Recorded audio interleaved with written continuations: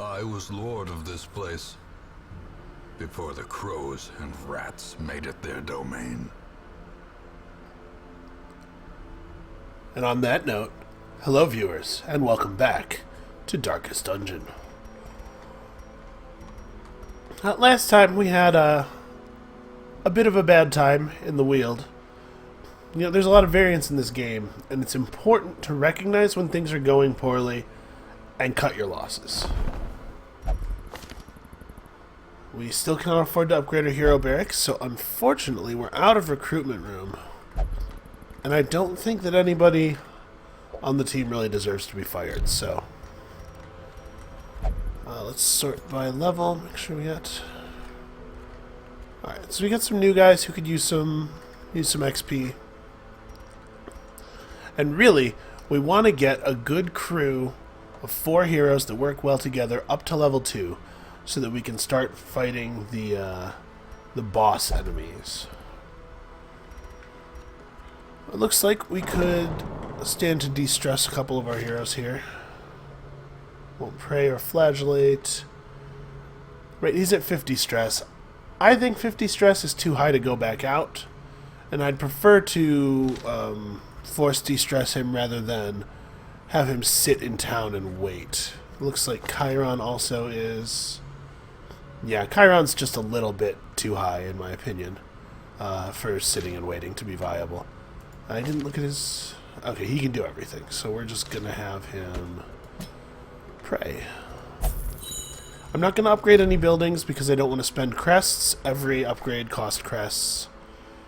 Costs crests. Words is hard. Right, and Harriet, you can get real drunk.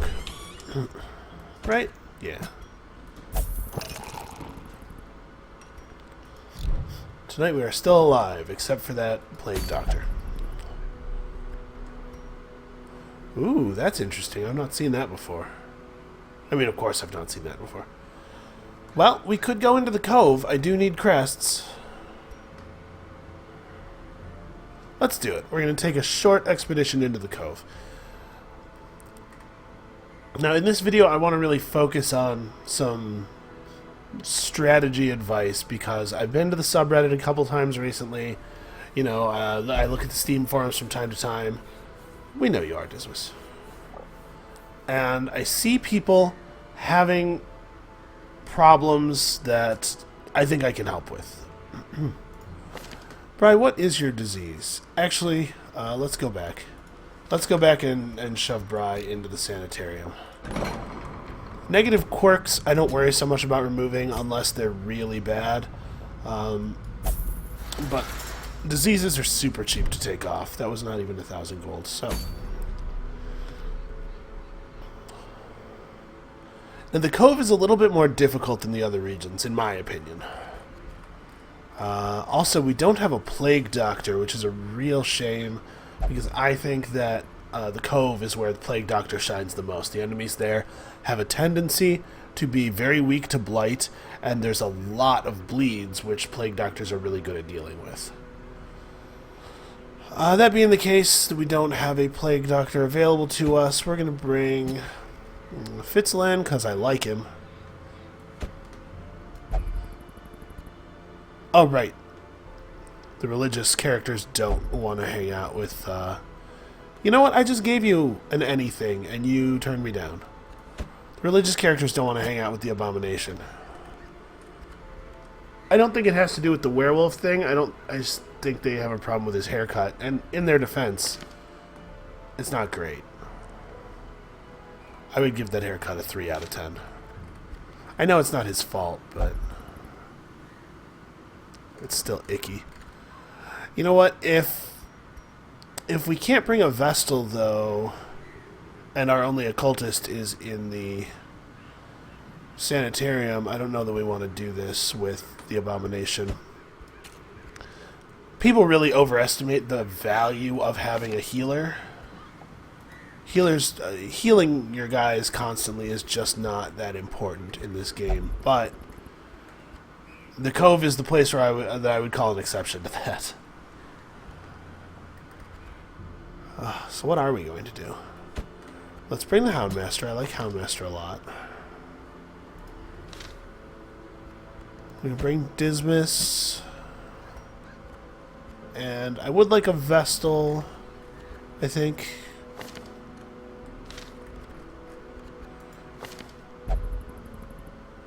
This Vestal has an unfortunate mix of abilities. Alright, we'll bring...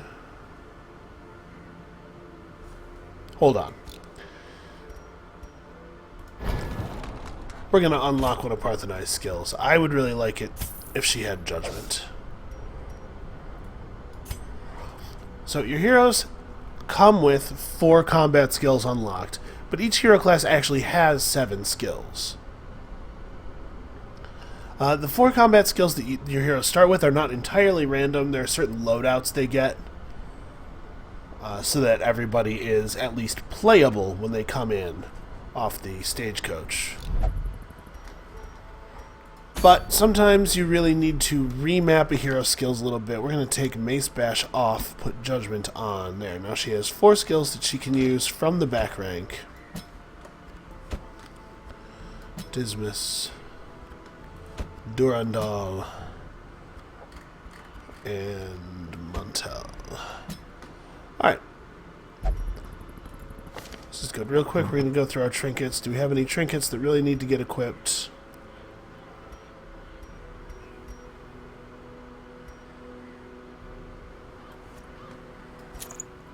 I know this guy's dodge is already pretty low. I'd really like for him to punch really hard.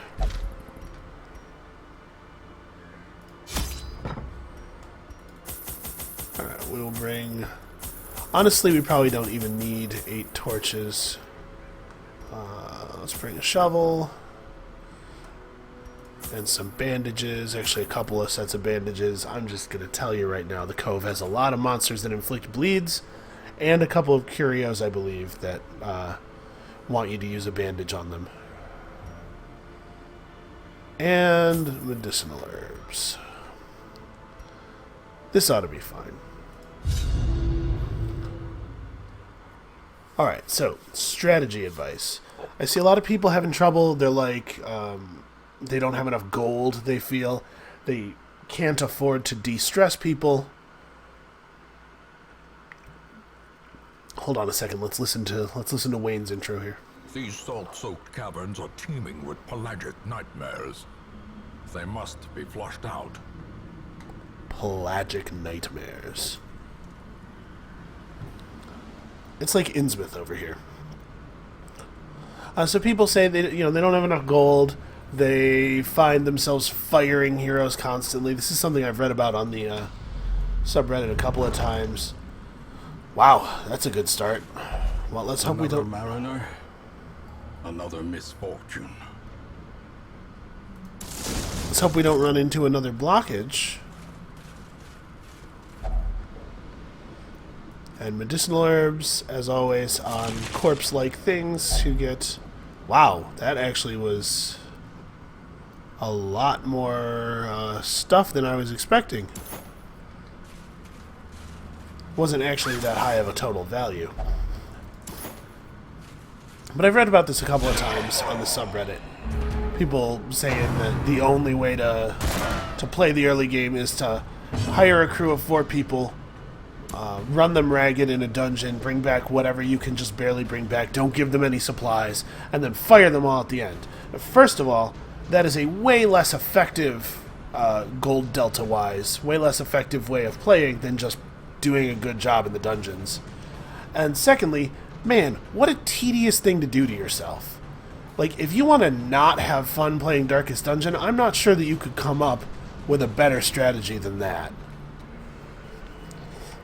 Alright, the Fusilier is a real problem. His big AoE attack deals a lot of damage and is frustrating. We're going to try to focus him down quickly. Sadly, that miss is not a great start. That minimum damage from our Highwayman. The Bloodletter really is our last priority. He does far less damage than the others. So we're going to have Mantell start in on this guy. Okay. I would like to kill the Fusilier first, But we're almost guaranteed to kill on the cutthroat if we hit him, so let's do that. No! Almost guaranteed means not actually guaranteed.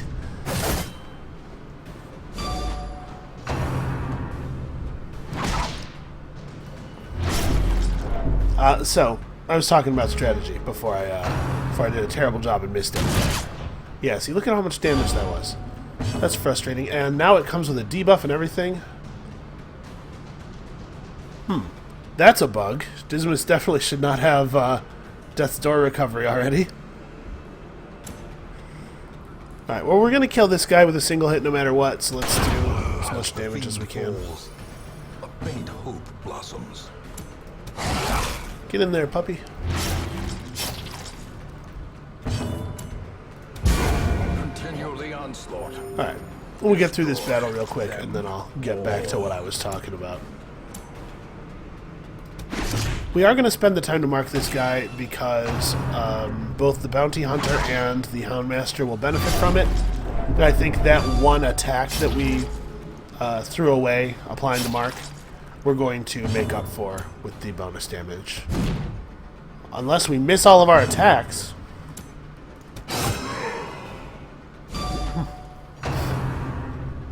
He only has a 20% bleed resist too. I see that they've changed that attack to cause more stress than it used to. Our stun only has a 100% base, which means that it's just a coin flip of whether or not it's going to work on this guy. We're still going to go for it. I think it was worth the coin flip. Also, it gives us a little bit of torch. That's not nothing. There we go. Durandal has a much better stun chance. So this isn't even a Cove-specific fight. Wow, big payout. English horrors, brought low and driven into the mud. Okay, so that was pretty big. We took a lot of damage there. 2 damage, 2 damage. Yeah, everybody's got... Oh, she's got a little bit more on her even. Everybody took a lot of damage there. It's fine. The match is struck.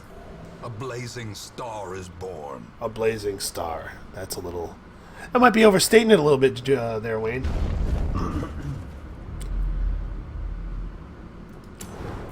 So, in order to understand why doing that thing I was talking about is bad, we have to understand what it is we should be doing.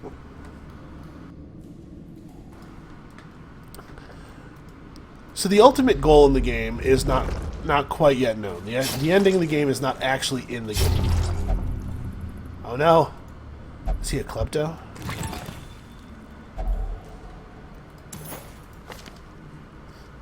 No, he's manic for money. Okay, well that's not so bad.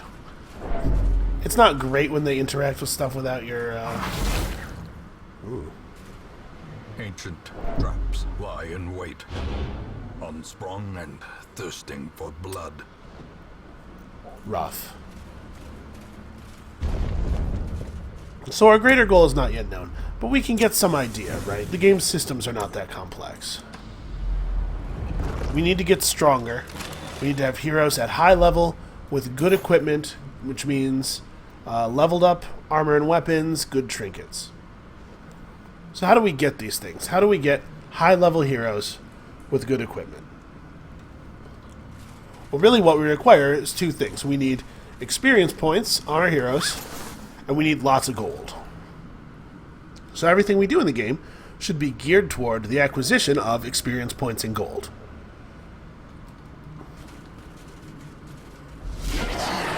I'm sorry, it's not true that we need 2 things. We also need resources to upgrade our town buildings.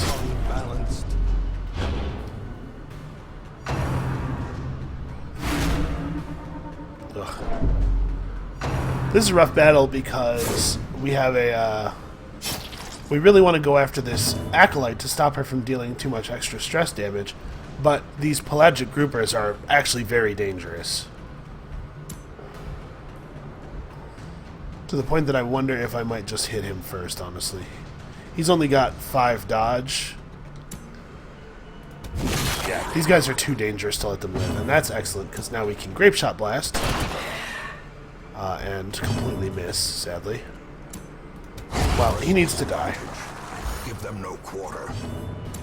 She's going to try to land the stun. She misses it, of course. These cultists are slippery. Ooh, another crit. They're getting a lot of free stress out of things that should not be stressful due to their constant crits. If that push had hit, it really wouldn't even have been that big of a deal. This party is pretty versatile positioning-wise. Wow, we cannot get an attack to land on her. Alright, there we go. That's going to help. People are starting to get awfully low. This guy has less health than the bleed that's on him. This guy also... We need to actually apply some healing at this point. So this is a good time to talk about priorities in combat. We need XP and we need gold, right? Now, theoretically, because the game has no actual fail condition, over an infinite period of time, you can do almost any strategy and end up with some high-level heroes and some money. But we don't have infinite time because we are humans and life is finite, and you should not spend it grinding for things. That's just a bad use of your time. So we want to take the most efficient route. Now, as I configure it, here are the 3 priorities you want to have in every combat to take that most efficient route to being powerful. Priority number 1 is survival. XP is hard to come by, and it costs a lot of your real-world time to get a hero leveled up. So, your first priority is to maintain your supplies of XP. Do not allow XP to go out the window by letting heroes die. But survive just means survive. It doesn't mean be hale and hearty. It doesn't mean top off. It doesn't mean everybody needs to be above 60% HP. Survive means do not die, and that's all that it means. You only need your heroes to make it to the end of the mission. Parthenai has 24 HP, but only one of them actually means anything, right? So to that end, we're going to throw down a little bit of healing here. I could have gone for a stun on this guy, but my plan is to murder the shit out of him while the Acolyte is stunned.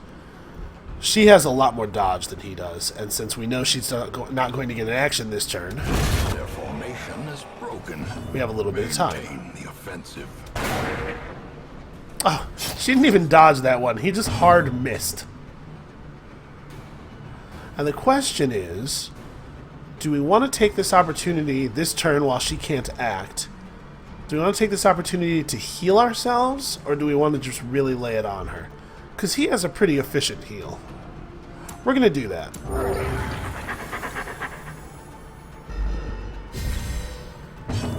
So, priority 1 is survive. Priority 2 is kill. Anytime you are not in serious mortal danger, like, for example, with a dot effect on you that has a higher total value than your health, or somebody on death's door, like right now. Minimum damage again. Confidence surges as the enemy crumbles. Making a lot of money this Success mission. so clearly in view. So Or is clearly. it merely a trick of the light? You know, Ancestor, you're already dead. It's a little late for you to be losing your mind. But we're going to hit our food supply a little bit since we got all this extra food. Just a little more healing. Survive, then kill. Killing is really important. When I say kill, what I really mean is minimize the number of times in each combat that you get attacked by whatever means necessary. That's almost always going to mean aggressive action. Enemies take very few turns when they're dead, but you can minimize enemy turns with stuns as well. To a certain extent. We're going to take the short branch here so that we have to do the least amount of backtracking in case it turns out that this isn't the end of the road. If there turns out to be a battle here and we walked all the way this way first, we'd have to spend more light and gain a little bit more stress walking back the extra hallway length. Alright, we are really going to lay it on the Acolyte. We're going to try for the Acolyte again. My thinking is that our healer is getting uncomfortably close to a serious breakdown, and that is pretty lucky. Hey, you're gonna be fine.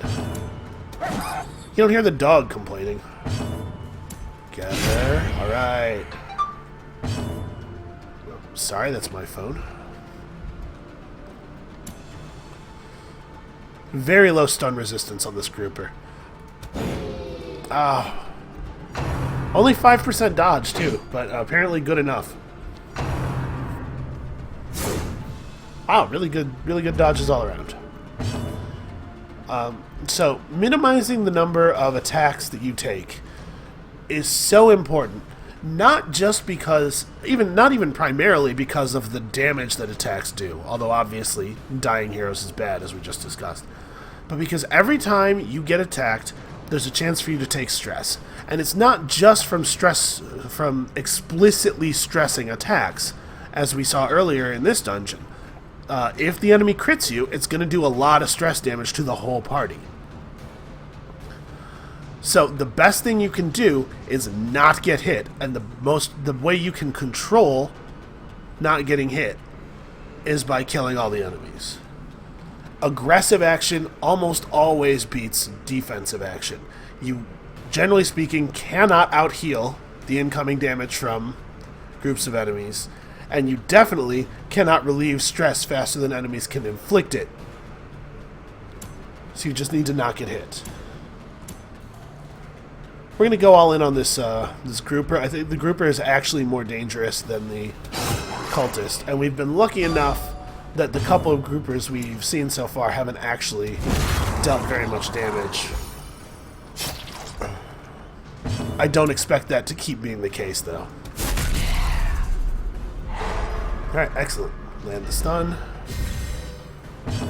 Nobody in the party really needs healing. This guy's stun resist is a little too high for me to feel comfortable hitting with 100% stun. Offensive action.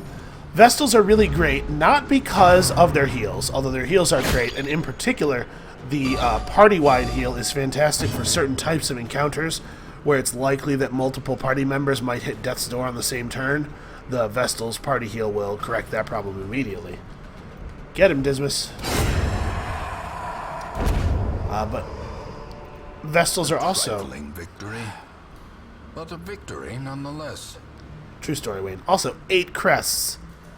Can you hear the excitement in my voice? Let me try again. 8 crests! I'm very excited about that. And free stuff. Another gem.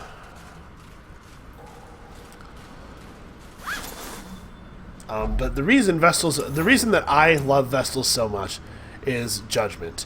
It hits anywhere in the enemy party, it deals good damage, it has bonus crit chance, and it heals at the same time. It's a very, very action-efficient ability. The action efficiency is a big deal in a world where you are trying to let the enemy have as few turns as possible. Okay, here's some stuff you guys haven't seen before. That's a lot of stress. So, the Pelagic Shaman is a very high priority. It has that stress attack that we hate. We always hate to see that. But it also does a bunch of other things that are incredibly annoying. That said, we can't attack the Pelagic Shaman first because nothing is a higher priority than these bloated corpse dudes. And I'm going to do everything in my power to prevent showing you why. Okay. You may have noticed the loading screen tip, and as such have an idea of why, but those guys, if you allow them to take, I believe it's always 2 turns, I think they always do it on their second action, they will explode and do a tremendous amount of damage to the party, and I think that attack also stresses. It is a real problem. Alright, we're going to focus in on the Pelagic Shaman. it is going to dodge all of our attacks. You know how this goes by now. Very low stun resist, though. A lot of the monsters in the cove have very low stun resist and very low blight resist.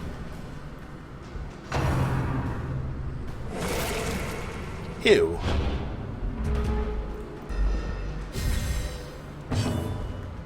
Okay, that looked gross, but it didn't actually do a lot.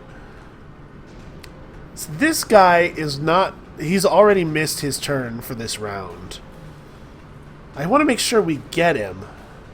But since Dismas's attack can't kill him under any circumstances, I think we might just try to lay a bleed onto this sea maggot. It has a pretty low bleed resist. You can see it has an extremely high prot. But bleeds and blights are unaffected by prot. We're going to try to lay a bleed onto him. Ah, his low bleed resist. It was an illusion. Merely a trick of the light? Oh, come on, dude. Watch us fail to kill this thing before it gets another turn.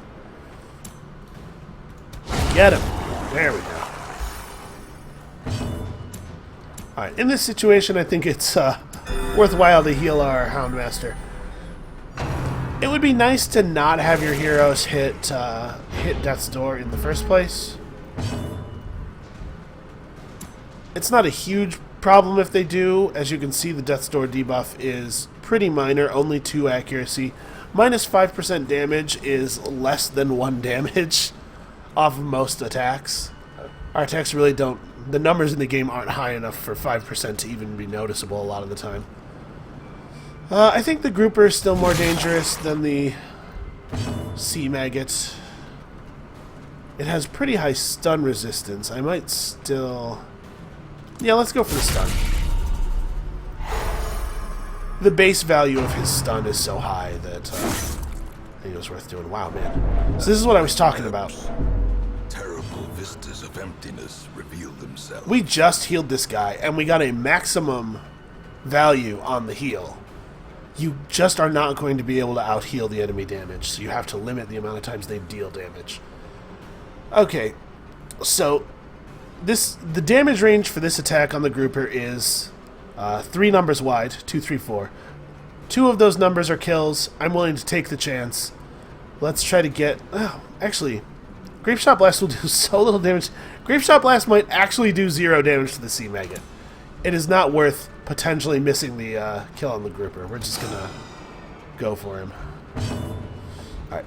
It is really important that we get the Houndmaster off of Death's Door, right? Because nobody dies unless they're on Death's Door, and we've already talked about how dying is really bad.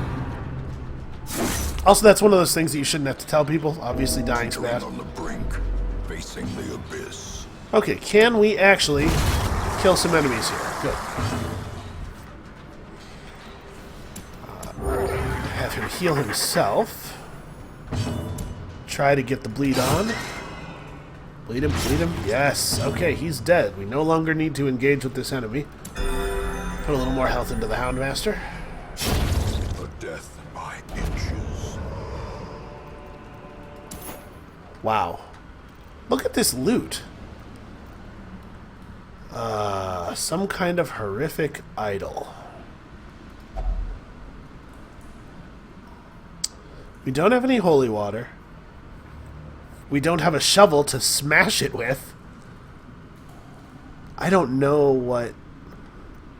We're unlikely to need anti-venom. I don't think it's going to do anything. Yeah. But since we're so unlikely to need it, I thought it was worth trying. I gotta remember that I have these dog treats. I always forget to use my dog treats. It could de-stress, but it also could produce a lot of stress, so we don't want to try to touch it with our wrestling. Yep, bad things happened. What happened? Minus 12 dodge until camp. Okay, so that zeros his dodge. Well, that's not good. It's not the end of the world, though. How are we doing on food? We still have a full stack of food, and we haven't actually had a hunger event yet.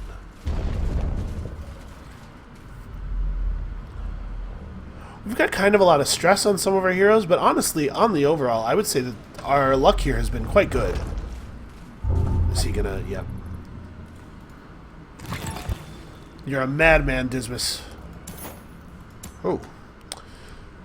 Okay, let's go ahead and torch while we're looking at it. Purchase, spirits are lifted, and purpose is made clear.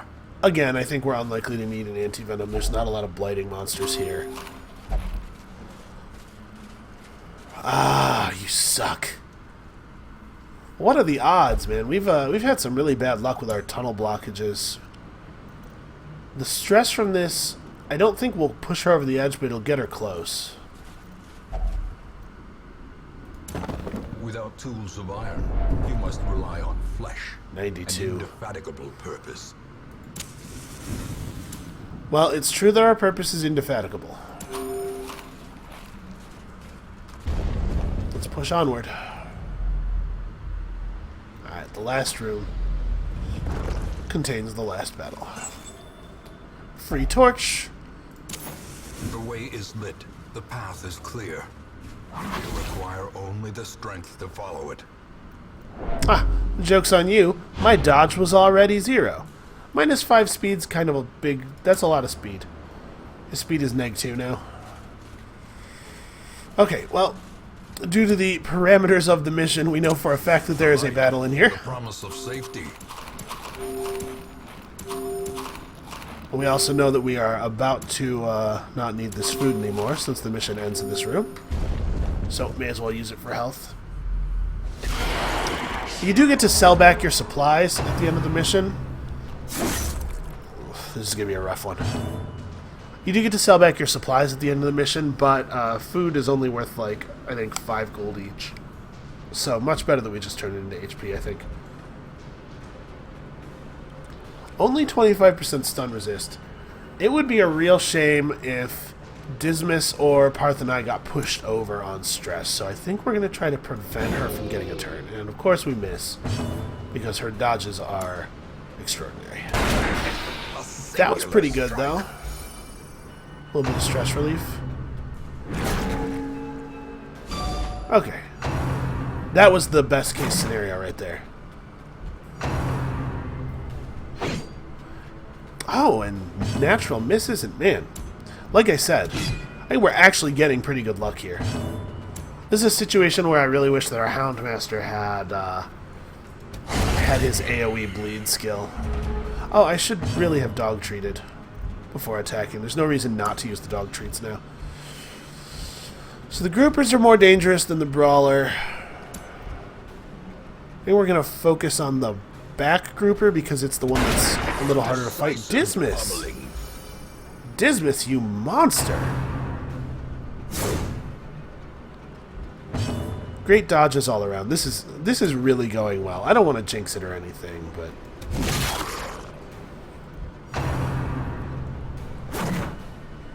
this has been, I think, very lucky. So again, we are all about minimizing enemy turns. 8 hit points, more than enough. You know what that bounty hunter's going to do? He's going to survive. She's doing a really good job pulling stress off of herself. What's the bleed chance on this? 100%. So the minimum damage of this attack is going to leave him at 1 with a 50% chance to apply a lethal bleed. I think it's worth doing that instead of stunning. Impressive. And of course, any damage value other than the bare minimum is going to kill it.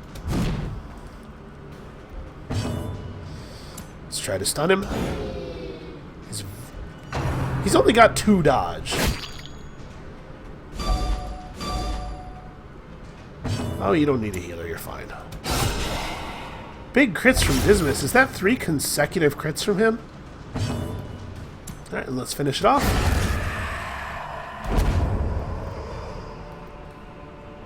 Wow. Overconfidence is a slow and insidious killer. That's a really good thing. We did not use our dog treat again. Let's open up this chest before we leave, though. Especially since we got a free key from one of the earlier loot items. Awesome. Okay. Let's bail out. Pretty good luck. I don't think that we need to de-stress the bounty hunter. These other 3 probably will need it. So let's see how that turned out. Odor abates. The things are driven back for a time. Okay, so 8,300 gold. Even if we assume about 3,000 gold for de-stressing, we still came out tremendously ahead on that. Plus XP. After his next mission, Mantle will be level 2, ready to fight bosses. Dismas also will be level 2, ready to fight bosses after his next go. Shocker. Minus 10%. That's not that big a deal, honestly. That one I don't really care about. That's actually pretty good. There are humans in all of the dungeons. Humans are not the most common enemy in all of the dungeons, but there are humans in all of the dungeons. So of the narrowly typed bonuses, this one is the best.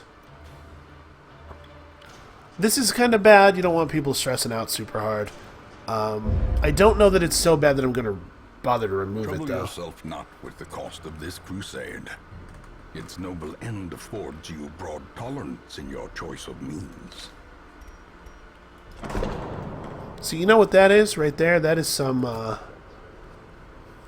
ends justify the means. Oh no, look at the evil I have become. Sort of. So she won't pray and she won't drink. And meditation, unfortunately, is unavailable to us. We got a ton of crests, though, so we're going to do a couple of things here. Number one, we are going to expand our hero barracks. Word Hooray. is traveling. Ambition is stirring in distant cities. We can use this. Wayne, was that hope in your voice just now? Crazy.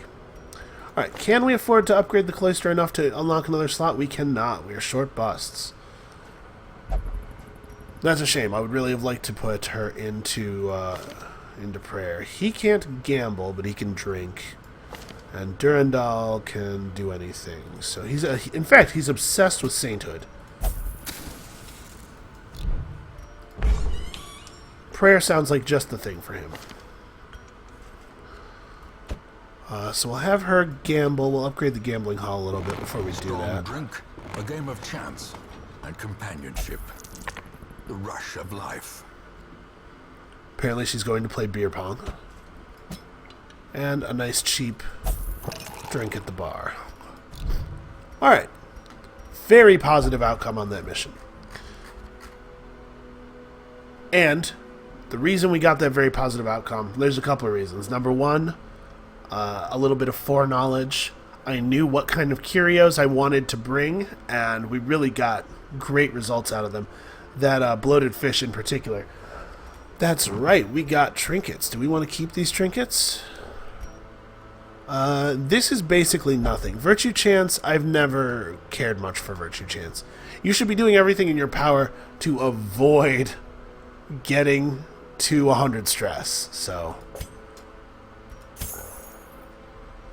this could be pretty valuable on the right kind of person.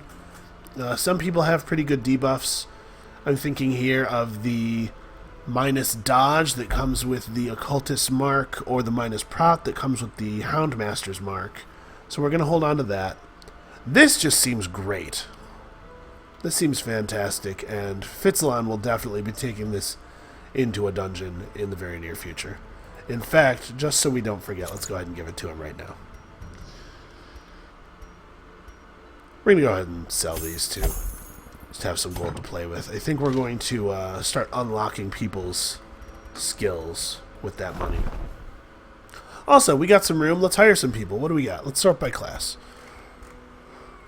We have one bounty hunter, one occultist. Do we not? Oh, we don't have a Hellion? Yeah, we're definitely getting a Hellion. Barbaric rage and unrelenting savagery make for a powerful ally. I'm excited about this. The Hellion is my favorite of the frontline classes, honestly.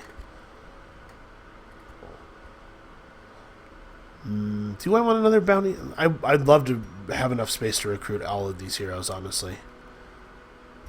We'll stay on one abomination for now. To fight the abyss, one must know it. Alright, town is developing nicely. The buildings are starting to get upgraded. Heroes are starting to get strong. Let's see what our Nomad is selling real quick. Oh, we don't have the Nomad wagon yet. When we unlock this, the Nomad here will sell us trinkets. And that'll be a good gold sink as well. We are going to accumulate a surplus through intelligent play and mindless, bloody aggression. Alright, well, I think that's going to do it for this episode. Come back next time when probably we send out Fitzland to bash a bunch of stuff with his new padlock.